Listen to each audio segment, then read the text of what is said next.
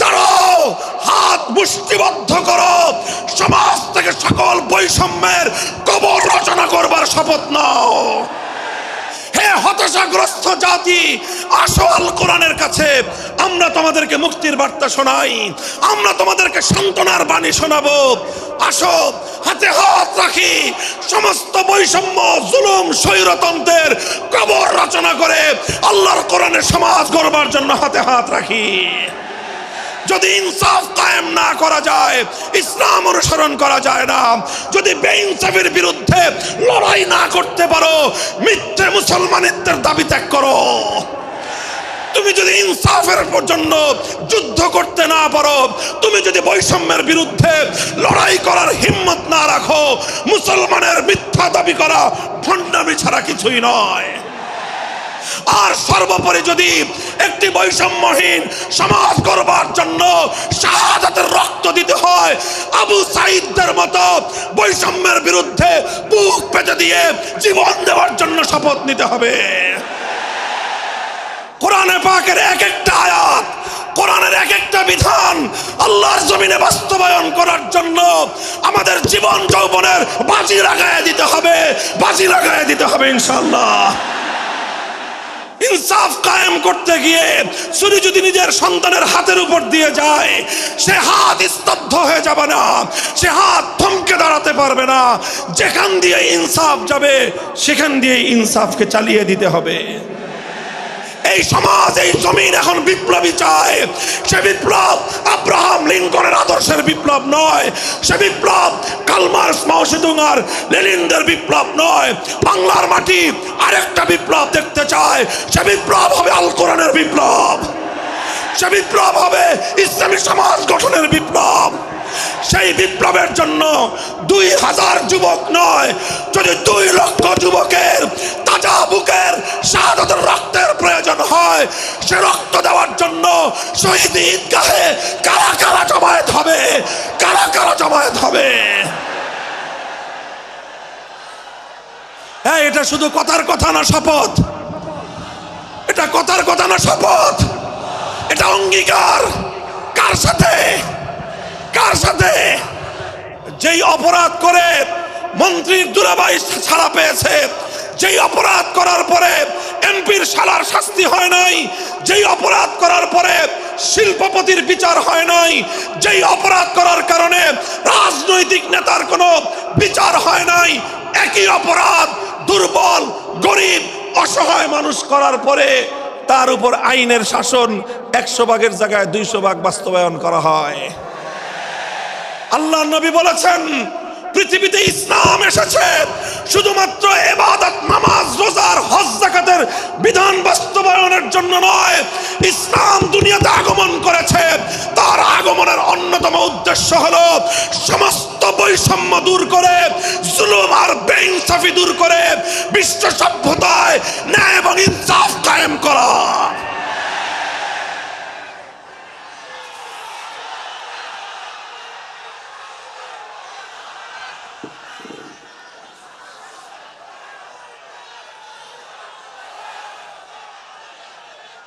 মনে রাখবেন, বৈষম্যহীন সমাজ গড়া এটা শুধু বৈষম্য বিরোধী ছাত্র নেতৃবৃন্দের দায়িত্ব নয়।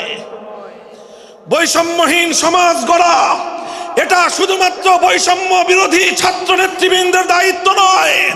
বৈষম্যহীন সমাজ গড়া সর্বপ্রথম আল কোরআনের সৈনিকদের দায়িত্ব। বৈষম্যহীন সমাজ গড়া সর্বপ্রথম আল্লাহর নবীর সত্যিকার উম্মতদের দায়িত্ব। ওঠো, দাঁড়াও, হাত মুষ্টিবদ্ধ করো, সমাজ থেকে সকল বৈষম্যের কবর রচনা করবার শপথ নাও। মুহতারাম হাজিরিন, কথাটা খুব জায়গা লক্ষণীয়, শোনার বিষয়। যারা একটা বৈষম্যহীন সমাজ দেখতে চাও, যারা জুলুম এবং অত্যাচারে অতিষ্ঠ হয়ে গিয়েছ, যাদের জীবনকে এই ধরনের অন্যায়, অবিচার, জুলুম, শোষণ, স্বৈরতন্ত্র যাদের অন্তর হৃদয়কে জ্বালিয়ে পুড়িয়ে ছারখার করে দিয়েছে, হে হতাশাগ্রস্ত জাতি, আসো আল কোরআনের কাছে, আমরা তোমাদেরকে মুক্তির বার্তা শোনাই, আমরা তোমাদেরকে সান্ত্বনার বাণী শোনাবো। আসো হাতে হাত রাখি, সমস্ত বৈষম্য জুলুম স্বৈরতন্ত্রের কবর রচনা করে আল্লাহর কোরআনের সমাজ গড়বার জন্য হাতে হাত রাখি। দেখেন আল্লাহ পাক রব্বুল আলামিন যুগে যুগে যত নবী রাসূল প্রেরণ করেছেন, যুগে যুগে যত আসমানি কিতাব আল্লাহর পক্ষ থেকে অবতীর্ণ হয়েছে, কেন হয়েছে? শুধুমাত্র মুসল্লিদের সমাজ গড়বার জন্য নয়, শুধুমাত্র রোজাদার সমাজ গড়ার জন্য নয়, অবশ্যই কোরআন এবং কিতাব নাজিল হয়েছে নামাজের জন্য, অবশ্যই কোরআন এবং কিতাব নাজিল হয়েছে রোজা হজ যাকাত সহ আল্লাহ পাকের যাবতীয় বিধান সমাজে বাস্তবায়ন করার জন্য। তবে একমাত্র এটাই উদ্দেশ্য নয়, বরং সমস্ত কিতাব সমস্ত নবী রাসূল দুনিয়াতে আগমন করার অন্যতম একটা মৌলিক লক্ষ্য। কোরআনে পাকের সূরাতুল হাদীদ থেকে তেলাওয়াত করেন, অর্থ বুঝেন, মর্ম বুঝার চেষ্টা করেন। লাকাদ আরসালনা রুসুলানা বিল বায়িনাতি ওয়াল হুদা ওয়া আনজালনা মাআহুমুল কিতাবা ওয়াল মিজান লিয়াকুমান নাসু বিল কিসত। আল্লাহ কোরআন বলছে যে আমি নবী রাসূল পাঠিয়েছি, আসমান থেকে যুগে যুগে কিতাব নাজিল করেছি। এই সব কিছুর অন্যতম একটা উদ্দেশ্য হলো লিয়াকুমান নাসু বিল কিসতি। কোরআন নাজিলের উদ্দেশ্য, নবী প্রেরণের উদ্দেশ্য, শরীয়ত প্রেরণের উদ্দেশ্য, ধর্ম প্রেরণের উদ্দেশ্য হলো, অন্যতম উদ্দেশ্য হলো লিয়াকুমান নাসু বিল কিসতি। মানব সমাজ থেকে অন্যায়, অবিচার, জুলুম, শোষণ দূরীভূত করে ন্যায় এবং ইনসাফ কায়েম করা, এটাই হলো ইসলামের অন্যতম মৌলিক লক্ষ্য। যদি ইনসাফ কায়েম না করা যায়, ইসলাম অনুসরণ করা যায় না। যদি বেইনসাফের বিরুদ্ধে লড়াই না করতে পারো, মিথ্যে মুসলমানিত্বের দাবি ত্যাগ করো। তুমি যদি ইনসাফের জন্য যুদ্ধ করতে না পারো, তুমি যদি বৈষম্যের বিরুদ্ধে লড়াই করার হিম্মত না রাখো, মুসলমানের মিথ্যা দাবি করা ভণ্ডামি ছাড়া কিছুই নয়।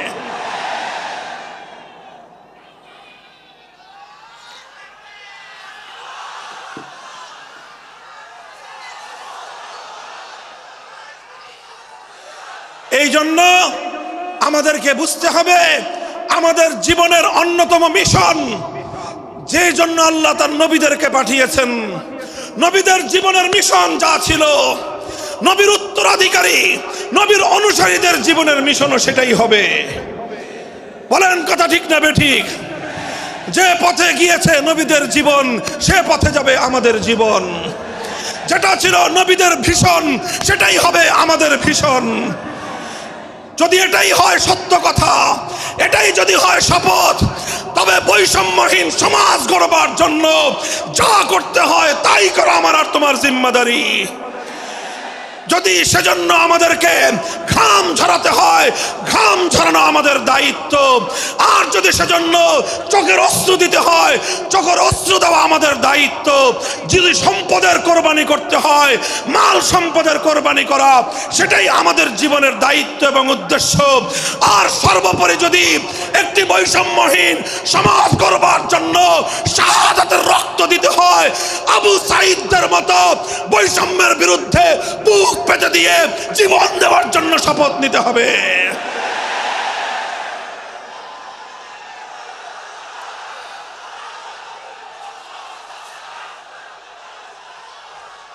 এই প্রস্তুত থাকবেন তো ইনশাআল্লাহ?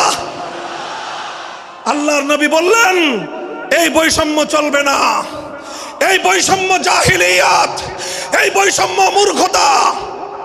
সমাজের মধ্যে নিজের দলের লোক অন্যায় করলে পাগার পার, বিরোধী দলের লোক অন্যায় করলে আইনের শাসনে 100 ভাগের জায়গায় 200 ভাগ।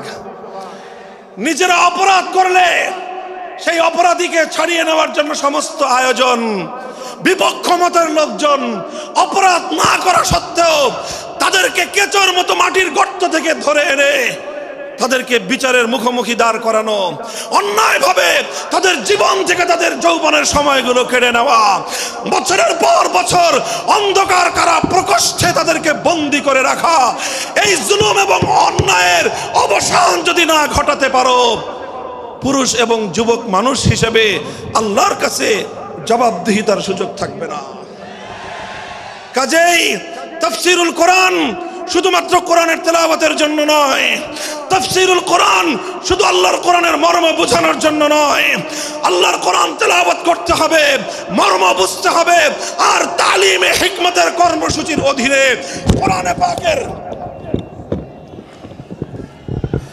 কোরআনে পাকের এক একটা আয়াত, কোরআনের এক একটা বিধান আল্লাহর জমিনে বাস্তবায়ন করার জন্য আমাদের জীবন যৌবনের বাজি লাগায় দিতে হবে ইনশাআল্লাহ।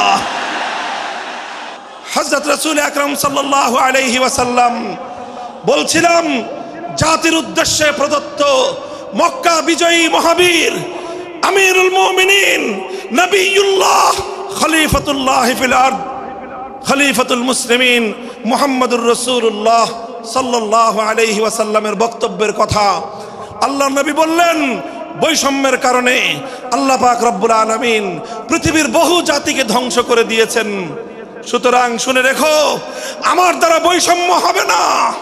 শুধু আমার বংশের লোক দেখে, আমার গোত্রের লোক দেখে, আমার রক্তের আত্মীয়তার সূত্রের কারণে আমি অপরাধ প্রমাণিত হওয়ার পরেও তার উপর কোরআনের বিধান বাস্তবায়ন করব না, এটা আমার দ্বারা সম্ভব নয়।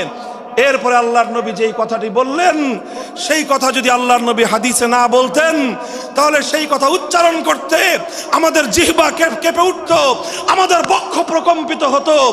আল্লাহর নবী বললেন, ওয়াল্লাহ লাউ আন্না ফাতিমাতা বিনতা মুহাম্মাদিন সারাকাত লাকাতাতু ইয়াদাহা, ওয়াল্লাহি লাউ আন্না ফাতিমাতা বিনতা মুহাম্মাদিন সারাকাত লাকাতাতু ইয়াদাহা।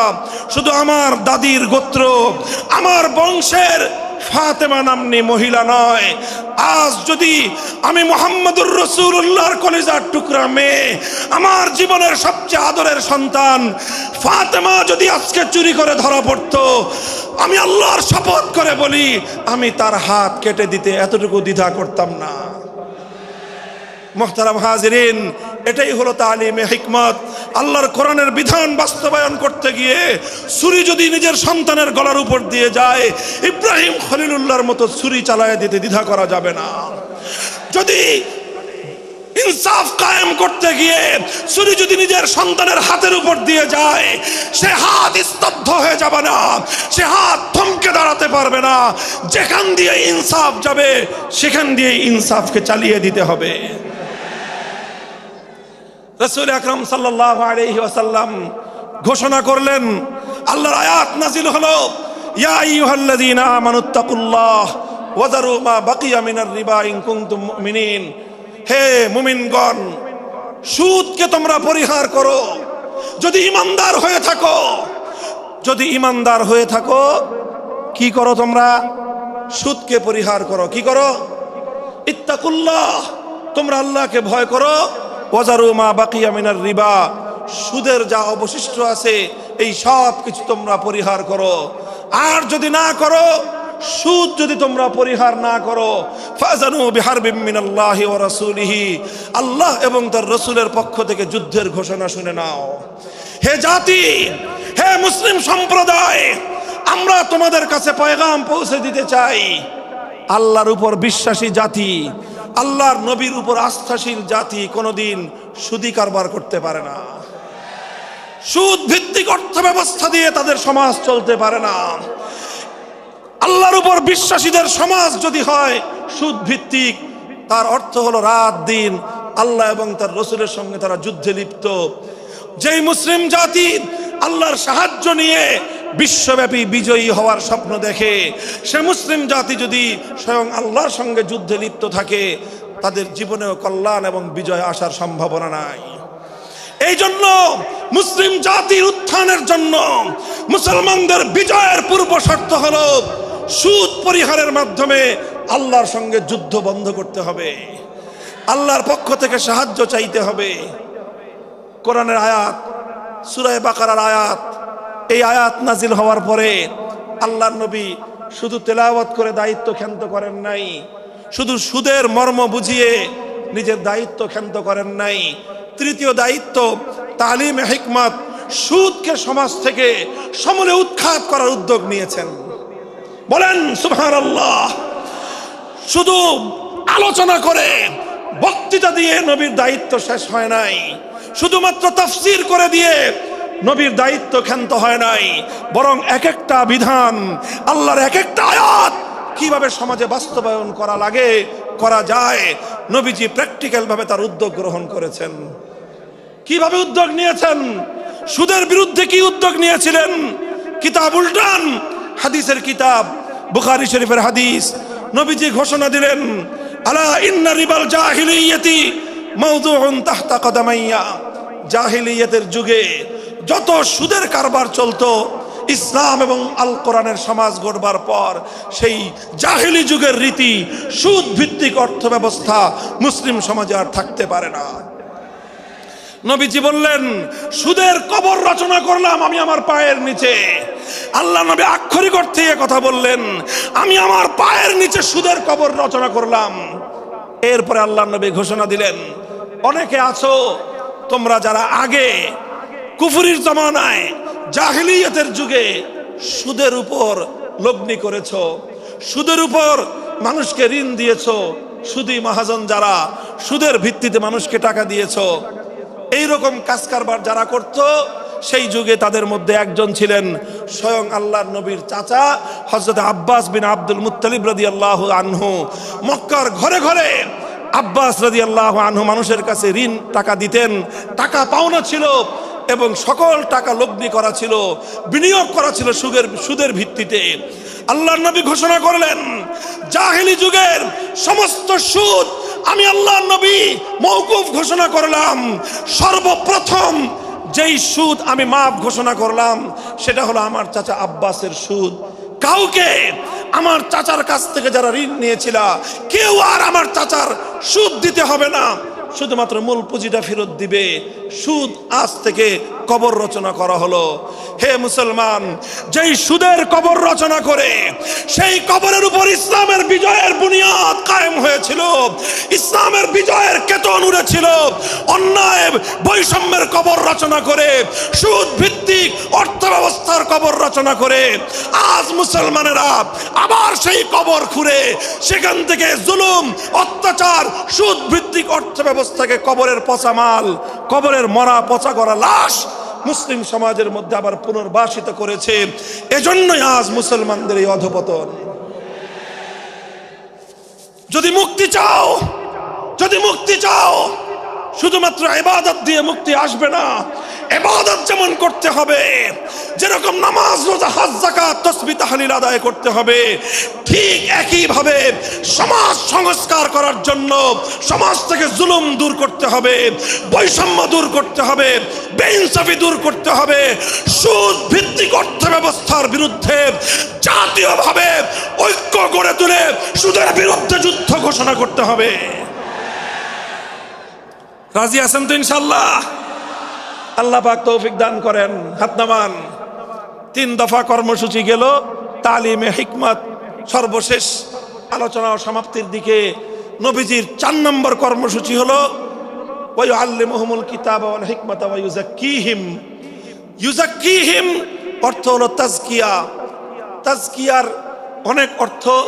তাজকিয়া বলে শুধুমাত্র পীর মুরিদি বোঝানো হয়, তাজকিয়া বলে শুধুমাত্র তাসাউফ চর্চা বোঝানো হয়, তাজকিয়া বলে শুধুমাত্র কিছু ওজিফা আদায় করা বোঝানো হয়। তাজকিয়ার আসল সারমর্ম হলো, একটু লক্ষ্য করে বুঝেন, খুব গভীর এবং তাৎপর্যময় একটা কথা। তাজকিয়ার মূল অর্থ হলো, দেখেন কর্মসূচি ছিল কয়টা? 4টা। 1 নম্বর কর্মসূচি ছিল তেলাওয়াতে কিতাবুল্লাহ, আল্লাহর কিতাবের তেলাওয়াত। 2 নম্বর কর্মসূচি ছিল তালিমে কিতাব, কিতাবুল্লাহ, আল্লাহর কিতাবের মর্ম বুঝানো। 3 নম্বর কর্মসূচি ছিল তালিমে হিকমত, অর্থাৎ আল্লাহর কিতাবের প্রত্যেকটা বিধান, প্রত্যেকটা বিষয়কে প্র্যাকটিক্যাল আমলে পরিণত করা, কার্যে পরিণত করা। কথা ঠিক না বেঠিক? 3 নম্বর কর্মসূচি হলো শুধু আমলে পরিণত করাই দায়িত্ব শেষ নয়, বরং আমলে পরিণত করার পরেও আরো অগ্রসর হতে হবে। 4 নম্বর কর্মসূচি হলো আল্লাহর কোরআনকে নিজের আখলাক এবং নিজের চরিত্রে পরিণত করা। কোরআনকে চরিত্রে পরিণত করা, কোরআনের চরিত্র অর্জন করা। কোরআন যে আখলাকের কথা বলেছে, কোরআন যেই চরিত্রের কথা বলেছে, সেই কোরআনই চরিত্র যখন একজন মানুষ গঠন করতে পারে, এটাকেই বলা হয় তাজকিয়া, এটার নামই হলো তাসাউফ। মুহতারাম হাজিরিন, আল্লাহর নবী নিজের জীবনে 100% আল্লাহর কোরআনকে নিজের চরিত্রে পরিণত করতে পেরেছিলেন।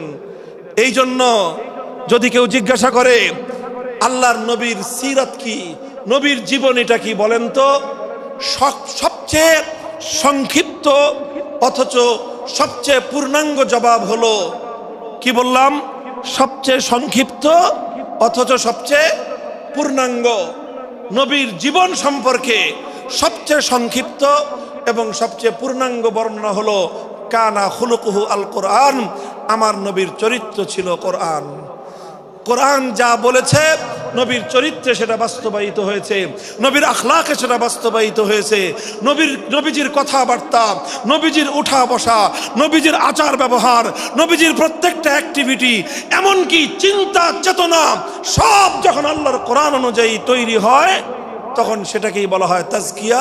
আর এটাই হলো কোরআনকে কেন্দ্র করে চতুর্থ কর্মসূচি। মুহতারাম হাজিরিন, আমি আমার আলোচনা এবার সমাপ্তির দিকে টেনে নিয়ে যাই। আসুন আমরা আল্লাহর কোরআনকে সেন্টারে রেখে একটা সমাজ বিনির্মাণের চেষ্টা করি। সেই সমাজ বিনির্মাণের জন্য প্রথম কাজ, ঘরে ঘরে কানে কানে কোরআনের তেলাওয়াতের আওয়াজ পৌঁছে দেই। 2 নম্বর, প্রতিটি মুসলমানের কাছে কোরআনের মর্ম বোঝানোর চেষ্টা পৌঁছে দেই। 3 নম্বর হলো কোরআনের প্রত্যেকটা বিধান সমাজে, ব্যক্তিগত জীবনে, পরিবার জীবনে, সমাজে, রাষ্ট্র জীবনে বাস্তবায়ন করার উদ্যোগ নেই।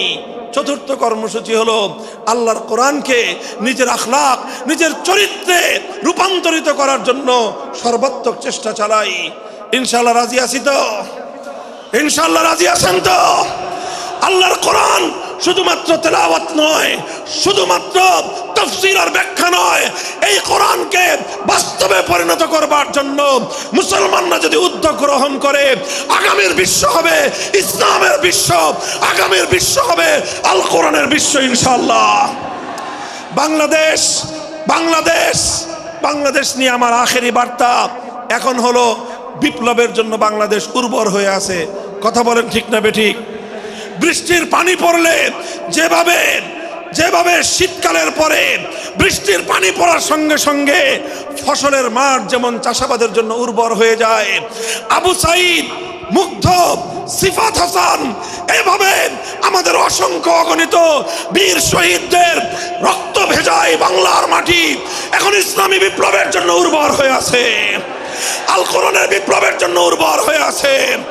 এই সমাজ, এই জমিন এখন বিপ্লবী চায়। সে বিপ্লব আব্রাহাম লিঙ্কনের আদর্শের বিপ্লব নয়, সে বিপ্লব কার্ল মার্কস, মাও সেতুং আর লেনিনদের বিপ্লব নয়। বাংলার মাটি আরেকটা বিপ্লব দেখতে চায়, সে বিপ্লব হবে আল কোরআনের বিপ্লব, সে বিপ্লব হবে ইসলামী সমাজ গঠনের বিপ্লব। সেই বিপ্লবের জন্য 2000 যুবক নয়, যদি 2 লক্ষ যুবকের তাজা বুকের শাহাদাতের রক্তের প্রয়োজন হয়, সে রক্ত দেওয়ার জন্য শহীদ ঈদগাহে কারা কারা জমায়েত হবে, কারা কারা জমায়েত হবে। হ্যাঁ, এটা শুধু কথার কথা না, শপথ। এটা কথার কথা না, শপথ। এটা অঙ্গীকার। কার সাথে? কার সাথে? ইনশাআল্লাহ এই শপথ এবং অঙ্গীকারের উপর আমরা আমাদের জীবনের অবশিষ্ট সময়গুলো অতিক্রম করার চেষ্টা করব। করবেন তো ইনশাআল্লাহ? আল্লাহ পাক কবুল করুন, তৌফিক দান করেন। 3 দিন ব্যাপী আজিমুস শান তাফসীরুল কোরআন মাহফিলের এই আয়োজন সার্থক হোক, ইসলামী সমাজ গঠনের জন্য এখান থেকে মানুষ অনুপ্রেরণা নিয়ে ঘরে ফেরুক, ঘরে ঘরে কোরআনের আলো, ঘরে ঘরে কোরআনের তেলাওয়াত, কোরআনের তালিম এবং কোরআনের হিকমতের আমল শুরু হোক। আল্লাহ আমাদের সকলকে গ্রহণ করুন, তৌফিক দান করেন। ওয়া আখিরু দাওয়ানা আলহামদুলিল্লাহি রাব্বিল আলামিন। সুবহানাল্লাহি ওয়া বিহামদিহি, সুবহানাকাল্লাহুম্মা বিহামদিক, আশহাদু আল্লা ইলাহা ইল্লা আনতা, আস্তাগফিরুকা ওয়া আতুবু ইলাইক।